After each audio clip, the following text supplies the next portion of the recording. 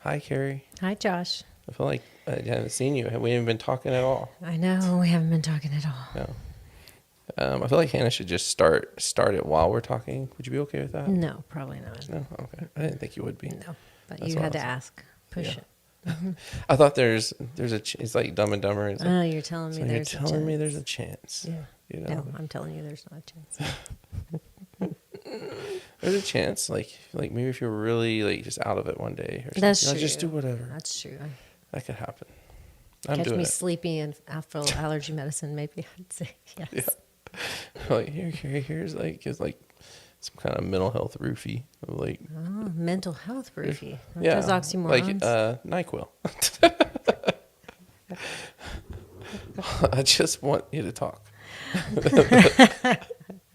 The podcast one, I guess. Yeah. Okay. Yeah. So, I do like NyQuil, though, I will say.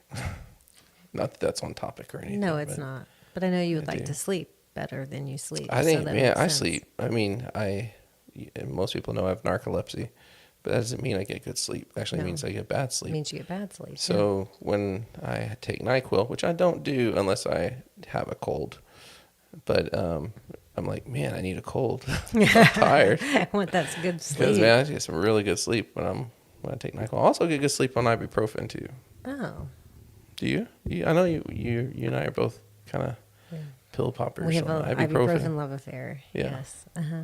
Does I don't it- get, no. So sometimes, like if I'm hurting, like I won't take any ibuprofen till it's bedtime because I know it'll help me sleep too. Oh, Yeah. we should explore that. Well, it made sense to me. Like you're not aching in the middle of the night. Yeah. Well, yeah. I sleep better. Yeah. Yeah. Yeah, that's true. Yeah. Yeah. So, well, Okay.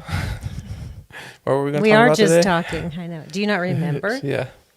That's what we're going to talk about. So we better move forward with it. We're going to talk today about memory and the role of memory in couple communication. So don't go anywhere.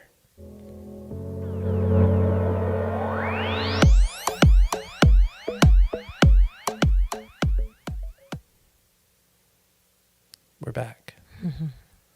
A long break. Long break. So we're going to talk about the role of memory in couple communication. Mm-hmm.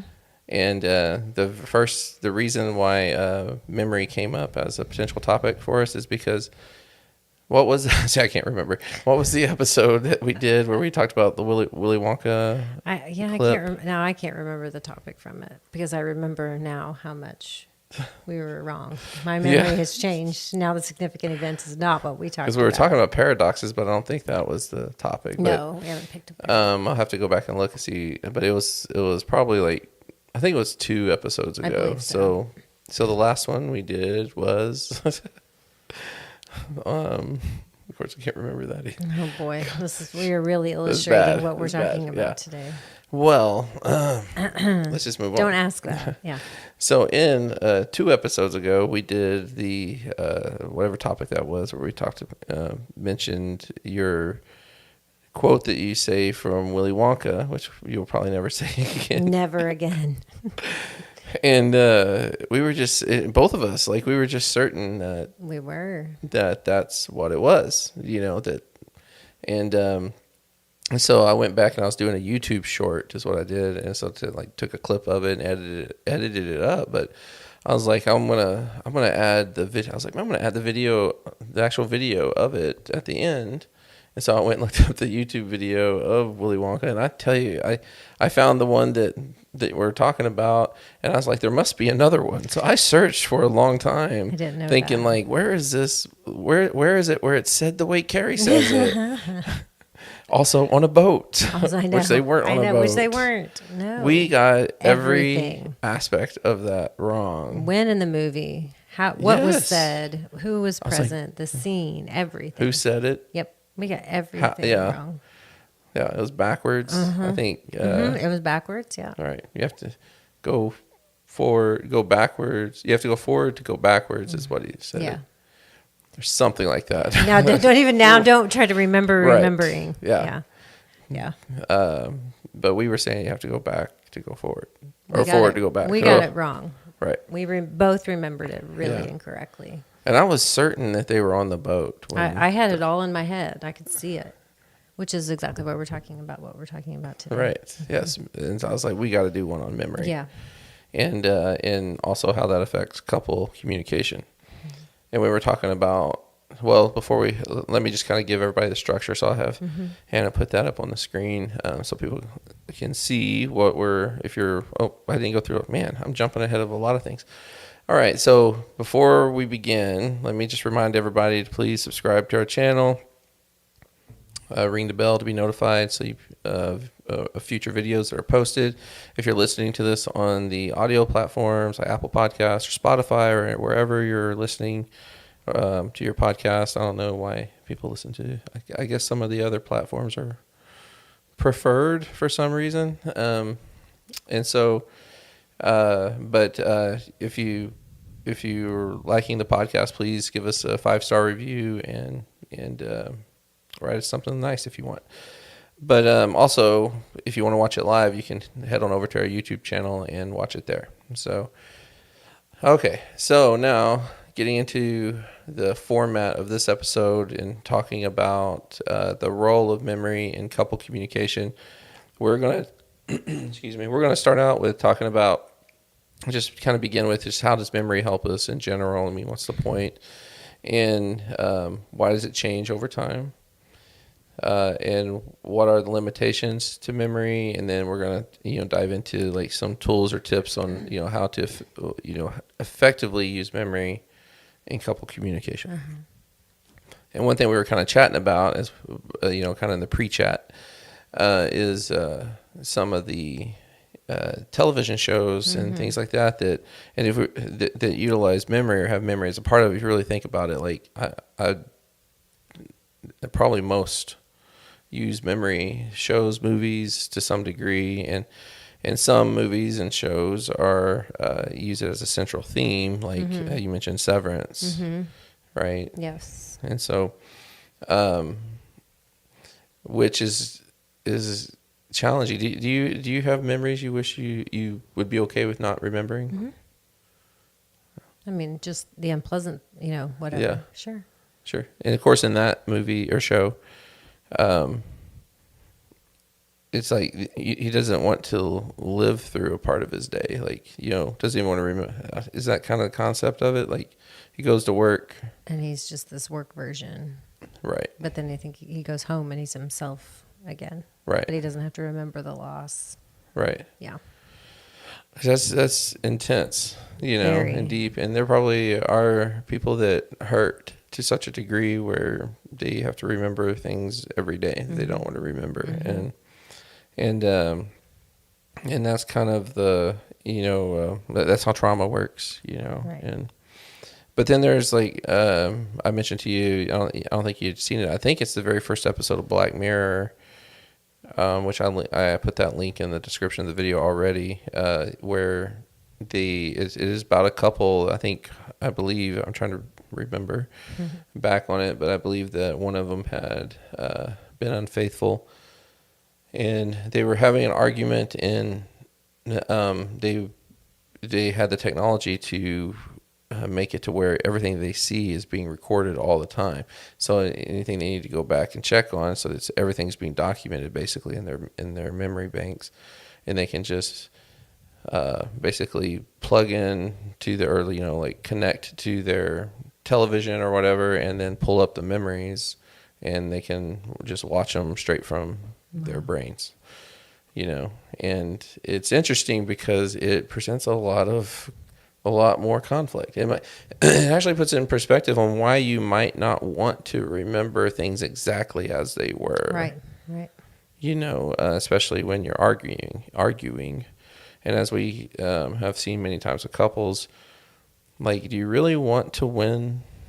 Like, does that really help? I remember one of our professors always said, even when I win, I lose when it comes to arguments, Right. with his partner. So it's a lot of, I didn't even think about it till you mentioned Severance, and I was like, man, there's probably a lot of... Remember Memento? Oh, Memento, so good. Yeah. I watched that for the first time, like 6 months ago. Oh, wow.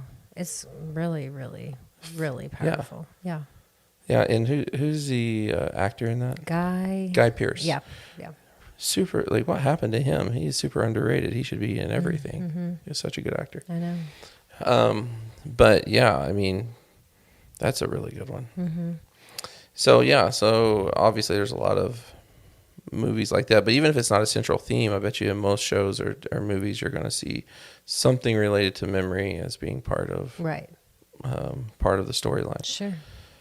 So let's just start with the kind of the first question, like, and when we dive into these questions, we're just going to have a conversation about what we think, and then of course if you read anything or know anything particular, but anybody who wants to fact check it in terms of like what the science is saying about this or that, we're open to that. So, but we're just going to talk like we would if we're having a conversation about it. But it's just from your end of it, or your perspective, what do you think the reason is for memory? I mean, why do we even have it? For safety.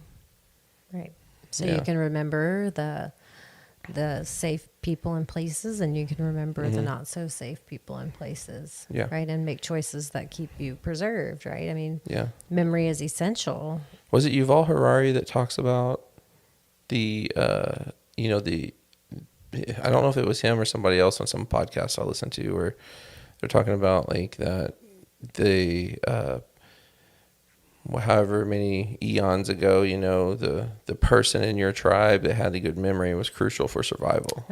Because they're not only the person that can remember how to get back, but they also remember which berries you can eat and which ones you can eat. And because their memory is so good. So That's right. The wisdom of living longer and having life experience to pass on their memories, right? That becomes these learning opportunities. Yeah. So it was just interesting to me that from a community standpoint, that having at least someone who has a good memory would, to go to your point, would make you feel safe. Yeah. And his memory is also one of those things where it's different from person to person, and it diminishes. We have trouble with it as we get older, as I just demonstrated. Yes. Apparently, many times. Right. But having someone that has a really good memory was at least from an evolutionary perspective crucial to survival. Yeah. Yeah, it's fundamental. Yeah. Yeah. Do you think, or at least historically, would you say you have a really good memory? Except for my Willy Wonka thing. Yeah. Have you been accused of it? How about that? I think I do. I think I have a good memory. Okay. I do too. I do. It does bother me a little bit. I feel like lately it's like I have trouble pulling up certain words, or just like, I know I should know that podcast episode. It's really bothering me, the title. I can't even think of the title of it. And I can see her picture and everything. But like when it comes to like memories from childhood, my sister was just joking with me about wondering how I remember all the things that I remember, or movie quotes. Unfortunately, didn't remember. The Willy Wonka thing is really the exception to your good memory. Yeah. But yeah, I typically have a good memory on things like that. Yeah. But even on that though, a good mememory doesn't necessarily mean you're remembering things exactly as they were, right? Right. So like someone, like you bring up the Willy Wonka thing, be like, well, Carrie has a good memory. She remembers things like that. You didn't remember exactly as it was, but the fact that you just remembered it might qualify for some people as you having a good memory. Yeah. But I think that's kind of taking us to the next, like, why do memories change over time? Yeah, why? Because I think meaning shifts. I think of memory often as layers, right? Yeah. So the event, the experience, whatever meant this, and then other things happened, and then kind of grows and gets layered upon. Right. So I put this question in there because my wife asked me a similar question after we listened to the Malcolm Gladwell podcast on revisionist history. I also put a link to that where That's a it's great on the episode. flashbulb memories, Yeah. which was the Free Brian Williams episode. It's one of my favorites of his. Oh yeah, it's great. It's wonderful. Where he really dives into what memory is and what it isn't, and how it changes. But one question he doesn't really, at least I don't remember him saying or addressing, is like the evolutionary purpose of it. And so my wife's a scientist, so she was like, "What do you think the evolutionary reason for that would be? Like, I mean, why would our brains evolve in such a way where we don't remember things exactly as they were?" Because I don't know if you remember what Malcolm Gladwell was talking about there with flashbulb memories, because he was mentioning 9/11 and saying that after 9/11 happened, which would be like the mecca of a flashbulb event, flashbulb events being things you're supposed to remember, Things that usually start with, Right. I'll never forget where I was when. Exactly. Right. And I remember seemingly exactly where I was when 9/11 happened. And so the flashbulb scientists scatter, to gather data, asking some just basic questions like, where were you? Who were you with? What were you wearing? So on and so forth. And of course, I am also going off memory right now. So yeah, I'm probably not getting it exactly right. But in a nutshell, like a number of years later, 10 years, 15 or something like that, they went back to the same people, asked them the same questions. And I think it was an astronomical percentage. I want to say it was like, on average, over 60% of their story changed. Not 60% of the people interviewed changed their stories, but on average, across the board, 60% of the story itself changed. That is wild. That is to wild. me. Yeah. Because people will say, no, I remember it exactly. Yeah, I'll right. never, ever forget. Yeah. Right. And so we were listening to that, and then my wife is like, well, what do you think the evolutionary purpose of that? I mean, there's got to be a reason for that. And I just, the short answer is I don't know exactly. I have theory on it. And I think it goes back to that Black Mirror thing. Like, I don't know. Do you want to know? Like, every time you think of 9/11, do you want to remember it as if it happened? Like a playback. Yeah. I don't think I do. Instead, you want to remember what? I think we want to remember enough to capture, what happened, to be able to tell the story, to adequately report on history. But I think there's, a downside to being able to, recall things exactly as they were. What's that condition that people have where they can, like, you can say, what happened on November 22nd of 1983 at 5 p.m. and they're like, they know it. Yeah. Yeah. I would love to talk with someone who has that condition, and see if it has a downside, in that sense. But I think the Black Mirror really kind of illustrates that, because, if one is that, it might help you win an argument. It might help you, but it's not going to help you, connect with the person that you're arguing with, which usually your partner. Right. But I also think that,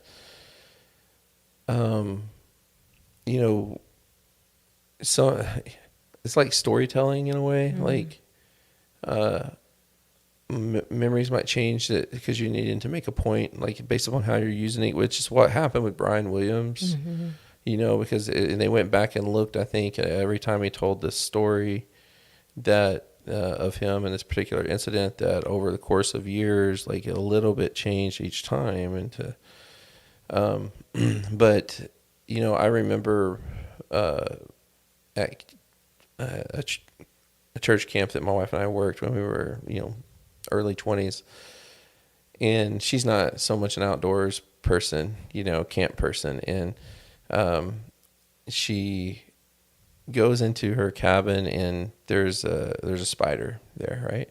And she, we meet up at the mess hall. I was like, hey, how's your cabin? How's your bunk and all that stuff? She goes, Josh, there's a spider in there. And she literally takes like both her hands. And she's like, it was this big around, right? And her co-counselor is behind her going, shaking her head with a much smaller circle, And to this day, though, she will tell you that spider was that big. That big. But I'm like, what spider are you? Was it a tarantula? Right. Yeah. I think she would have said tarantula, but it was some kind of regular spider that grew into astronomical size. But I think, when you have a fear response, like you're for reasons of survival, it needs to embellish and amplify, right? Yeah, to her it was that big because it was that alarming and alerting. Yeah. I think she was also telling me how much she did not want to be out there. Yeah, probably. It's not my cup of tea. So that's what I'm saying. It makes the point. Maybe that's the point of not remembering it accurately. It's because it's communicating other things. Like the memory of 9/11 isn't about just the historical accuracy, right?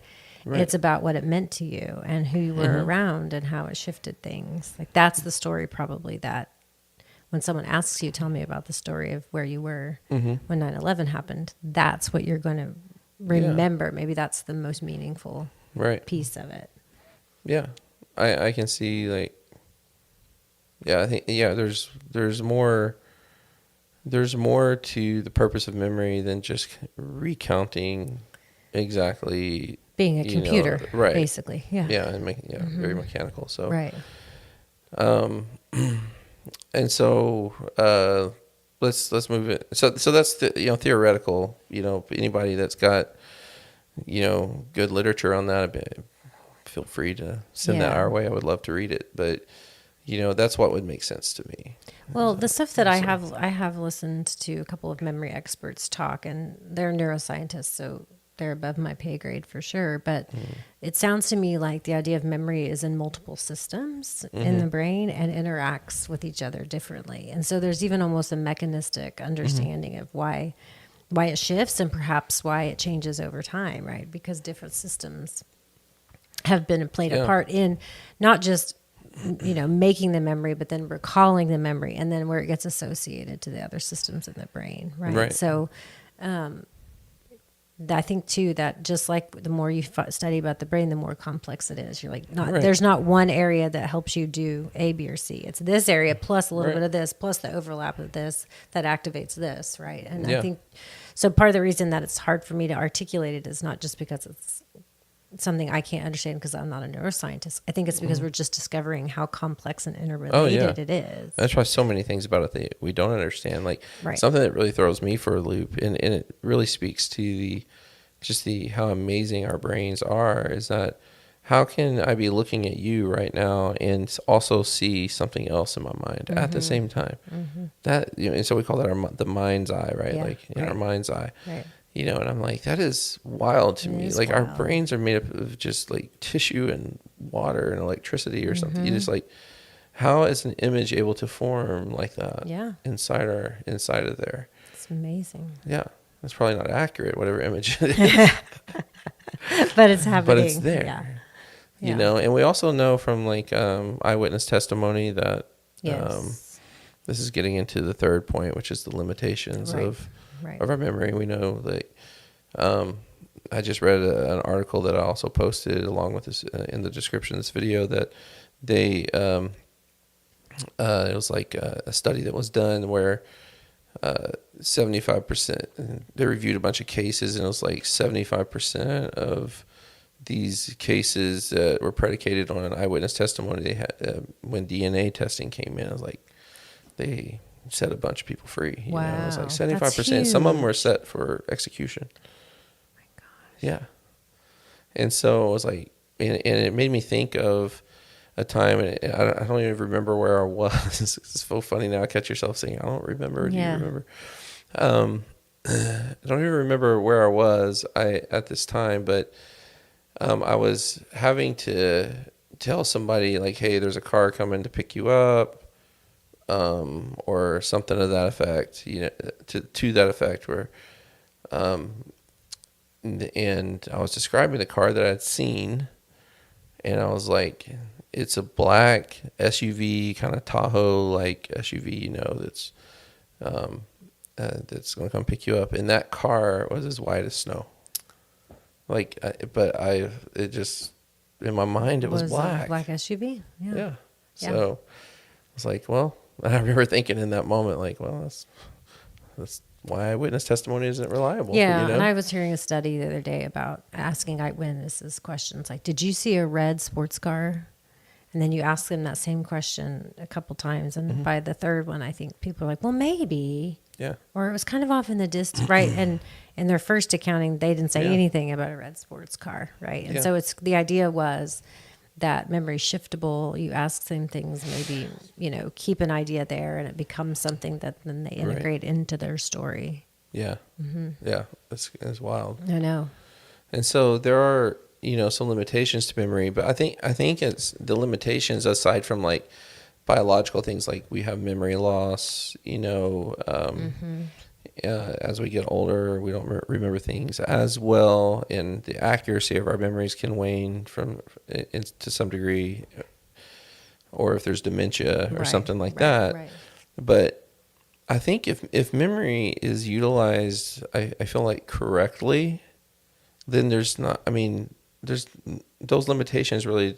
I don't know if there are limitations to it, because I think there are really only the limitations if you are trying to utilize it in ways that aren't helpful or the ways that it was intended to be used. So we're not designed to be on a witness stand. Yeah, was it intended to say, yes, this happened, with 100% certainty, or is it meant to, provide some other type of information or data, Yeah, maybe. Like for safety reasons, right. As we talked about earlier. Right. That's what maybe the brain is more alerted to than all those details. Yeah. So, how many times in a couple relationship do we hear, experience in a couple session, couples arguing about how something did or didn't go down? Oh, all the time, every time. Yeah. And skilled people will start to use language of how I remember it is, right. or what stands out to me is, right? But yes, and people will say often, right? No, I know it was this. This is the language. I distinctly remember. Yeah. Right. And sometimes, and this happens more often, this actually surprises me a little bit when it happens, where someone is saying this happened and the other person is like completely beside themselves, of like not even remembering at all. Right. Anything remotely close. And that happens sometimes. And I'm a little taken aback by that, being like, man, either someone's memory is really shot here or somebody's lying, or gaslighting or something. Right. But more off, but kind of the thing that you described is more of what happens, where this is how I remember it. But that's not how it's presented. It's presented as, this is what happened. Yeah. I know, I was there. Right. You think I wouldn't remember if you said that to me? Right. That's the way. Gosh, those things are not in the therapy office, but when I hear this, like on whether it's a talk show, television shows, politics or something, and someone's like, I was there. Like you're telling me I wouldn't remember my own kid doing da da da da, and I'm just like, well, the science kind of says, you wouldn't remember. You wouldn't. Your testimony is just as bad. Right. Right. Your eyewitness report. So you're kind of sneaking into the last point there, even with that, right? Yeah. Because you're labeling what's not effective, right? And we're going to talk about effective uses of memory, right? So in the therapy room, what do you find yourself saying when you can tell there's about to be that debate around memory?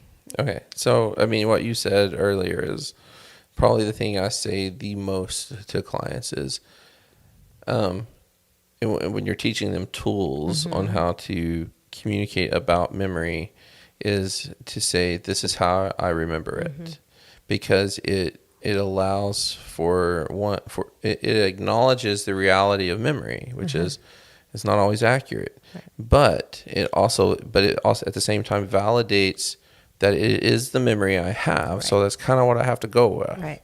Right. It's not like I can magically just change it. Right. So this is just how I remember it. So I'm not saying this is how it was or how that's 100% accurate. I just remember it this way, because that memory is going to be generating a storyline, a narrative, right? And that narrative is going to come with certain other perceptions and judgments and a lot of feelings, and so if that, a lot of times I also say, like, your imagination also will kind of start filling in the gaps. And usually when your imagination has to fill in gaps, it doesn't usually fill them in the most positive way. An accurate way. And so if you're making room, an effort to make room for the narrative to change, you have to acknowledge what it is in that moment. I agree. Yeah, that's the strategy right there, right? Is I'm going to make room for your memory, right? Here's the space of as I remember it, so that there's room for other pieces. Yeah, that's the tool. Yeah. I also think that sometimes, you can even find yourself sharing with clients. Like, I think it's because I do think it's pretty common knowledge that the memory isn't always accurate. And I'll say it's like that, kind of like, I'm not getting into an either or debate, it is or it isn't, right? Just more of I think we all kind of understand that memory isn't exactly accurate. So how about we think about talking about this experience, and you talk about it, what it was like from your side, right? Yeah. And so a lot of times also to be effective in their communication, which isn't about the content, right? Isn't about the exact details of what happened, is to ask people, what do you remember? What do you think makes that stand out so much? Because a lot of times people, and I'll try and even ask them if they don't get there, that their body had a reaction. They'll go, oh no, when that happened, I had that same lump in my throat, right? Or, oh no, my stomach dropped just like that. Or no, I had to suck in my breath because I was taken aback. Yeah. And so those sensations are indicators of, like you're talking about, a historical narrative, right? Because that may have been the first time you did that, but probably not. Yeah. Right. It's probably associated with other memories. Right. And so if you're wanting to let memory be utilized the way it's intended to be, which functional is way, right, maybe. to create safety, it does give data, but it's just you're not trying to, you're abandoning this idea that I even have to give 100% accurate data. Because usually what people are wanting is validation, and so you have to self-validate, and realize that, your memory, is good enough for you to be able to, convey the narrative to whoever you're talking to for whatever reason. Yeah. And so when you're doing that, oh crap, there was a point I was making with can't remember. Yeah, went down that rabbit trail. Now you're making me laugh. Oh, sorry. Yeah, I'm making it worse. No, but the point I was making is that you have to abandon the idea. Oh, that was it. See, looky there. No, it came back around. Now I forgot. No, just kidding. No, but you have to abandon the idea that you're even required to know exactly what happened. I don't have to. If someone's like, that's not what happened. Okay, maybe it's not. Right. I don't have to know exactly how it happened. There's a point I'm trying to make based upon my experiences of you or a situation or event. And so I don't need to know exactly how it happened. Yes. This again, we're not in a court of law here. But how do you think this applies, Josh, for people that are asking about specific events, or, because we do what's called therapeutic disclosure here, right? So in therapeutic disclosure, we're having the couple come in because they are doing this disclosure in an effort to heal and repair their relationship. And they're disclosing secrets that have been kept. And the person hearing the disclosure doesn't want poor effort, doesn't want to hear a whole lot of, I can't remember. What they want is to hear as close to the truth, right, as perhaps is possible. Right. So what do you think are kind of, if we're talking about what's effective for clients, how do you go about trying to remember with more accuracy and precision? Well, I mean, there's for that. All I could do is speak to how we do it with the betrayal trauma clients. When what Carrie's talking about is the client that has betrayed. Sometimes will partake. The couple will partake in what's called a therapeutic disclosure, where we help them put together a statement where they basically go over everything that they were up to in secret from the point that they got together to present day, and there is a lot of convenient memory loss, and I think that is I don't think they're intentionally doing that. I think that serves the purpose of the secret keeper, the addict, or whatever you want to call them, but the person who committed the act of infidelity, like if you think about in terms of this kind of gets into kind of compartmentalization, like how am I able to, go have, multiple affairs with somebody and then come home at night and kiss my kids goodnight and then lay next to my partner, because it doesn't serve me to remember, well anyways, right.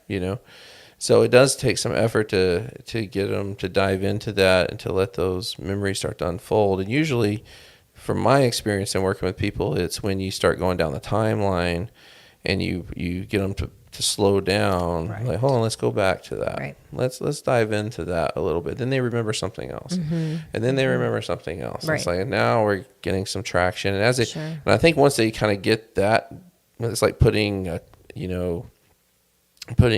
train on the rails, once momentum's going, it kind of just starts to come at that point. But the problem is, even with the therapeutic disclosure, is that they're still going to give a statement that's based upon how they remember it. Right. Which is one of the, conundrums for the partner that they learn, right? And so it still might not be, and likely isn't probably isn't probably based can't upon, be. Yeah. 100% accurate. It's just how they remember it. The other thing too that is bothersome to partners is the reality that they'll never know, they'll never have all the information. So even if it were possible for the person to adequately regurgitate everything that ever came into their mind or ever feeling during that they were keeping secret, the reality is that they were there and the other person wasn't. Right. So it's all based on their experiences, and they're just left to tell a story. That's right. Yeah. Right. Yeah. And how accurate that story is who knows? Yeah. That's where the expression, there's your perspective, the other person's perspective, and then there's what really happened, which, unless you have a Black Mirror technology, nobody knows. Unless we go back to that, right? So, but I wanted to mention another thing that I start couples off with too, because I tell them, I do think it's important that a couple should be able to talk about the accuracy of memories. Like if I'm remembering something really incorrectly, I want to be able to have that discussion, not get defensive, and really be open to be able to accept the evidence that's being put forth to say, okay, maybe I was wrong about that. For example, Willy Wonka, right? I'm pretty sure if I had I did. You didn't. I showed you the clip, but you had it seemed like you believed me when I told you were wrong. I don't think you needed the clip. I don't No, think you I needed the believed you. evidence. I trust that you're not telling me that just to be mean, right? Making Yeah. it up. Yeah. You know how weird it was for me to say that out You were loud? wrong. Like, you're wrong, Carrie. But I was. Yeah, my memory was wrong. That's the first. What was it like? First time. Yeah. Well, it was new. That's the only thing I remember you doing wrong. I need to think of you as in that light. Okay. Yeah, I know. Well, sorry to burst the bubble with the Willy Wonka thing. Yeah. Well, Willy Wonka just screwed everything It ruined up. it. It rocked my world, man. No, but one thing that so I started off with, so we need to be able to do that. We need to be able to go back. A couple should be able to talk about, okay, like, that's not really what happened, because there's some things it's like, Yeah. like, I wrecked the car or something. Like, no, you didn't wreck the car, you wrecked the truck, something like, Yeah. like stuff like that. Remember, da, da, da, da. But the first thing I tell them that they need to start talking about are emotions, like, it's like you can't argue feelings. Yeah. So just like when you're saying, that's just how I remember it. It's like you also say, this is how I feel, Right. Mm-hmm. So the feelings that come with it, that's the first thing, because that's what the memory is really supporting, Yes. in my opinion, is Right. some emotional experience, Right. So whatever happened, that's how I felt. Like, that's how you made me feel, or that situation, that's the feeling that emerged, despite what happens. Yeah. And that's where you start, is learning to do that. And like I said, you can't argue that. You can't argue. You can't say to some, you can say it. It's You can say it, but not going to work. it's You not say gonna- like, well, you shouldn't have felt that Right. way. Or you didn't feel that way. You could feel that way. I know. Yeah. I told my son about crying when he went off to school. He's like, I don't remember that. I'm like, well, no, you don't. I do. Maybe I was crying when you went off to school. No. No, but yeah, it's just not helpful. So I really like that I think you're giving people permission to say, it's not that you can't touch and address having different memories, but you can't say, no, it was the truck, not the car, or whatever. Yeah. But the next, and then probably the more couple related, more effective piece is to talk about the emotions associated with that memory. Yeah. Yeah. Yeah. And so if how would you help somebody say, because how we're like helping with these tips, and they'll say, yeah, but if I say that, then they'll say this, right? So if I say, I'm just telling you how I felt, and then they're going to say, well, you shouldn't feel that way. Yeah. How would you respond to that? Well, I think if you're really good at it, you say, maybe not, maybe that's hard for you, but I know that that's how I felt. Yeah, that's perfect. Right. And so you don't get into an argument about that. Again, that's just pile up, Yeah. right? But really what that person is telling you is, I don't like how I feel hearing about how you felt. And your job can be to just open that space up, You're but absolutely continue to sit in your feeling as well. Yeah, and I like that little caveat you put on there, because it's also something that I work on with people too, with saying, first acknowledging that what I should or shouldn't have been feeling is not what's in question right now. Right. Neither here nor there. Right. I use that phrase a lot. Right, because feelings, we don't choose them; they just happen to us. That's right. And so saying maybe not, maybe I shouldn't have felt, but I did. Yep. I think that's really key. It's a surrender. To me, it's a surrender of communication. Like you're like, I get it that this is hard. You're kind of surrendering to not needing to battle accuracy. And instead you're shifting to, I'm really hoping we can hear and understand each other, which probably most couples, when they come in, especially to couples therapy, they are hurting enough that they're somewhat willing to give up the dogmatic who's right and who's wrong. And they're more willing to say, I just kind of want to understand each other. Right. Yeah. Yeah. One thing I'll tell people, like with apologies, for example, like it's like most apologies that we make in our adult life aren't for really anything we did wrong. Sometimes there are, but it's few and far between. Most of the time we're apologizing for the way someone experienced us. That's why a lot of times it's like, "God, I didn't even know I didn't know I hurt you. Right. I didn't know I offended you." And then we say, I didn't mean to do that. And then somebody's like, I'm not apologizing. Oh, I didn't do anything wrong. Right, I was like, right. but it's not what you're apologizing for. Right. You're Right. apologizing out of empathy. And consideration. Yeah, for how someone experienced you. And if somebody if someone experiences me, and of course this is going to be based on personality, but if somebody experiences me in a way that's not how I want people to experience me, this bothers me. And so I I'm not going to, at least theoretically, I'm not going to defend myself. I very well might, because, it depends on what happens. But I think, that we should really work at being mortified. But, just kind of like, oh my, I'm sorry that I don't want you to, I don't want you to experience me that way, Right. and it helps you do some self-reflection. Yes, and that's right. because there maybe are some things that you look back on, you're like, oh, well, I can see how you would have felt that way. Sure. Still didn't do anything wrong. You don't say that part. Well, you don't need to, because No. the consideration is making room for Right. your statement, which can then make room for maybe the other person to come back with some more information, right? Yeah. And it's really being grateful that somebody thought enough of you to be able to share come it. and share that with you, because the path of least resistance, just say nothing and move on. Well, I do think it's quite a skill to give that kind of apology, or to have this kind of couple communication where you say, that's how you remember it? Oh my gosh. Like you actually have the empathy of, if what, you're telling me about what it was like for you, and now I'm having empathy. I'm seeing what that would be like to have felt that way in that space. Yeah. Oh my gosh.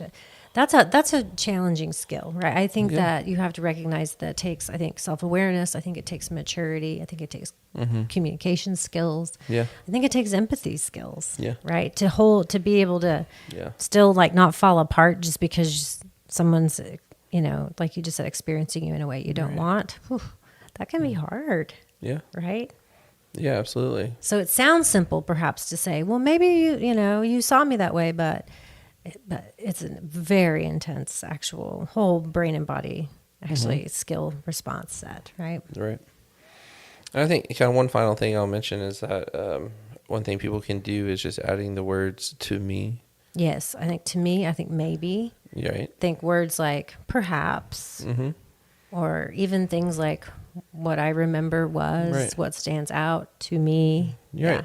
Yeah, like that's what it meant to me. Right. So if someone's like, I remember when, I remember when we were kids and you were so scared about this or that, and they're like, I wasn't scared. It's like, that's just, to me, you were scared. Me. Right.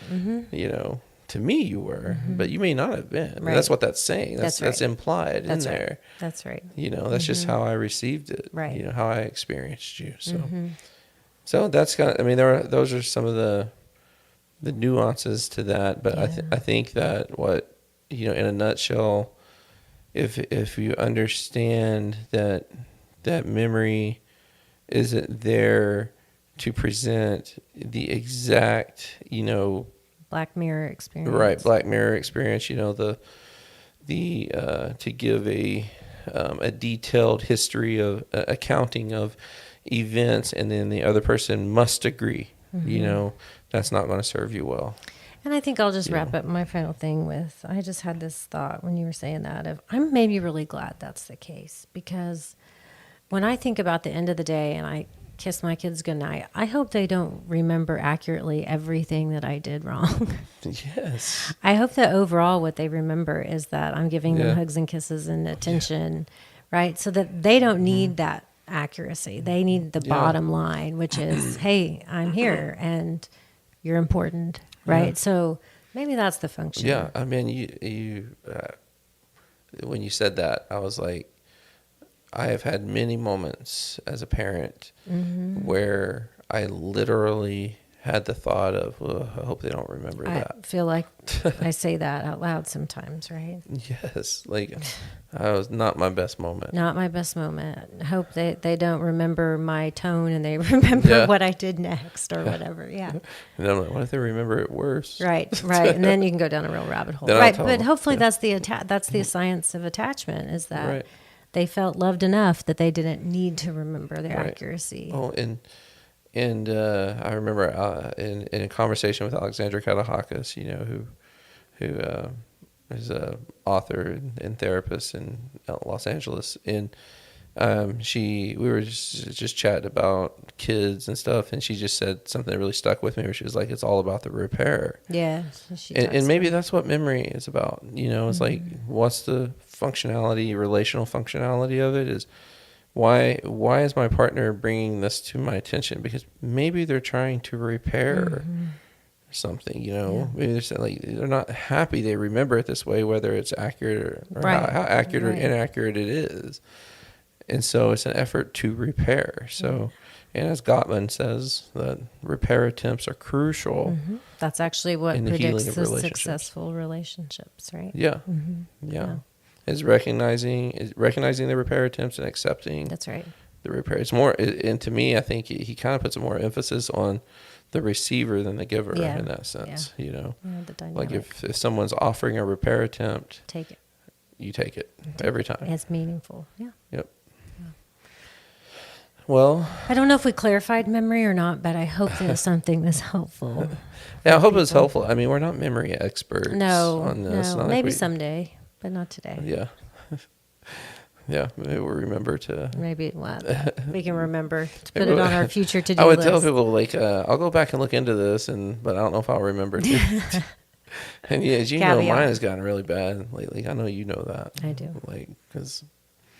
But I think a lot of it, some of it probably is age, but I think a lot of it is just irons in the fire. Yeah, I was going to say, there's a lot of tasks on the task list. Yeah.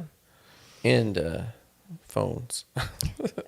Screens. We blame screens for everything. I know. Yeah. Good. They deserve it.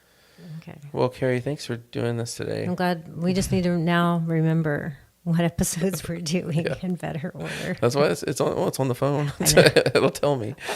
Okay, good. All right. Well, there's so much more we could talk about, but we'll go ahead and wrap it up for today. But, all right. Well, thank you, everybody, for tuning in.